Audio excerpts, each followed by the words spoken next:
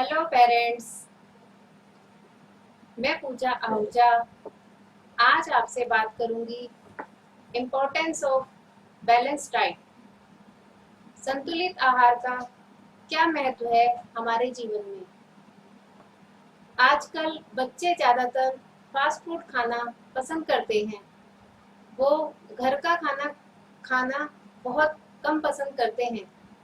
तो फ्रेंड्स, ये हमारी ड्यूटी है, ये हमारा फर्ज है कि हम बच्चों को संतुलित खाना खाने के लिए प्रेरित करें, क्योंकि जब वो संतुलित आहार नहीं लेंगे तो उनका शारीरिक विकास सही रूप तरह से नहीं हो पाएगा और शारीरिक और मानसिक विकास एक दूसरे से जुड़े हुए हैं। जब शारीरिक विकास ही सही नहीं हो पाएगा तो धीरे धीरे उनका मानसिक डेवलपमेंट पर भी उसका प्रभाव पड़ता है। तो फ्रेंड्स, अब आप सोचिए कि जब हम लोगों ने बचपन में इतना बैलेंस डाइट लिया है, उसके बाद भी 35-40 की एज में ज़्यादातर लोग किसी न किसी बीमारी से जूझ रहे हैं।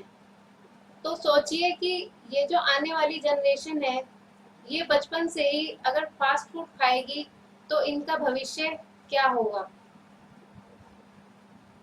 तो पेरेंट्स को बहुत जागरूक होने की जरूरत है।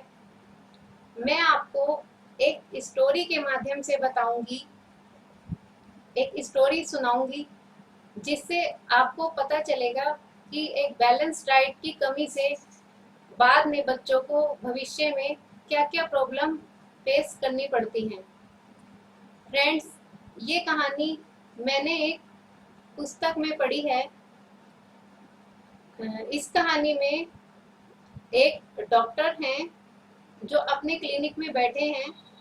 बाहर से एक बच्चा जिसकी उम्र 18 साल है, वो अपनी मदर के साथ अंदर आता है और उसको देखकर डॉक्टर साहब उससे बोलते हैं कि बेटा, ये आपको क्या हो गया है?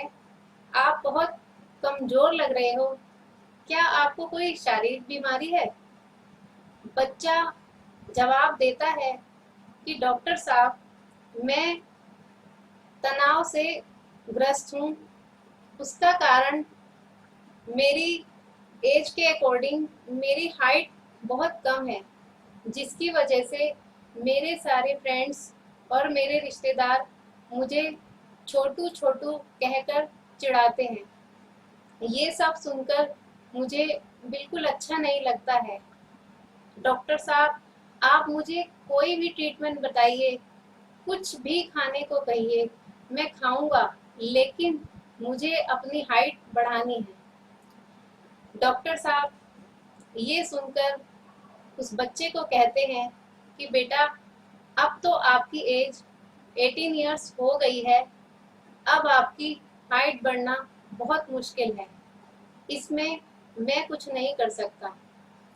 डॉक्टर साहब बताते हैं कि 10 साल पहले आप अपने पेरेंट्स के साथ मेरे पास आए थे और मैंने आपके पेरेंट्स को समझाया भी था कि आप इस बच्चे के चिप्स, कोल्ड ड्रिंक्स और फास्ट फूड अवॉइड कीजिए, नहीं तो इसको भविष्य में बहुत सारी समस्याओं का सामना करना पड़ सकता है। लेकिन आपकी माताजी ने उस समय मुझे ये शब्द कहे थे कि हम क्या करें, ये बच्चा हमारी बात सुनता ही नहीं है और जिद करता है, इसलिए हमें इसको ये सब खिलाना पड़ता है। ये सब सुनकर बच्चा एक सेकंड के लिए तो शांत खड़ा हो गया। उसके बाद उसके पास में ही दूसरी चेयर पर उसकी मदर बैठी हुई थी। वो बच्चा खड़ा हुआ और उसने जाकर अपनी मदर को बहुत जोर से एक गाल पर चाटा लगाया और उसकी जो मदर थी उन्हें भी एकदम से सरप्राइज हुआ कि ये क्या हुआ। फिर बच्चे ने बोलना शुरू किया, आज जो भी मेरी स्थिति है शारीरिक और मानसिक, इसके कारण आप ही हैं। अगर आपने मुझे उस समय सही तरीके से समझाया होता, बैलेंस डाइट की वैल्यू के बारे में मुझे अच्छे से गाइड किया होता, तो आज मैं इस स्थिति में ना होता। इन सब चीजों की जिम्मेदार आप हैं। ये सुनकर माता जी ने बोला कि बेटा, आप ही तो उस समय जिद करते थे, आप मेरा कहना मानते ही नहीं थे, तो मुझे मजबूरन आपको वो सब खिलाना पड़ता था। बच्चे ने कहा, अगर आपसे मैं जहर मांगता तो क्या आप मुझे खिला देती या मुझे समझाती? तब माता को महसूस हुआ अपनी गलती के बारे में, लेकिन अब तो बहुत देर हो चुकी थी। तो फ्रेंड्स, इस कहानी से हम इस कहानी से हमें ये मैसेज मिला है कि हमें प्रयास लगातार करते रहना चाहिए। बच्चा अगर हमारी बात नहीं सुन रहा है तो हो सकता है हमारा समझाने का तरीका गलत हो। फिर भी अगर वो नहीं समझ रहा है तो हमें और किसी से उसे समझाना चाहिए, और जो उसके भविष्य के लिए अच्छा है वो हमें प्रयास लगातार करते रहना चाहिए, ताकि भविष्य में ना ही बच्चे को प्रॉब्लम हो और साथ साथ हम भी उस समस्याओं से बच सकें।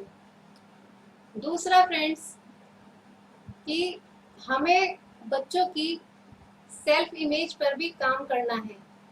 आत्म छवि, हम अनजाने में बच्चों को कई बार ऐसी आत्म छवि दे देते हैं कि बच्चे मजबूर हो जाते हैं वो सब करने के लिए जो हम नहीं चाहते।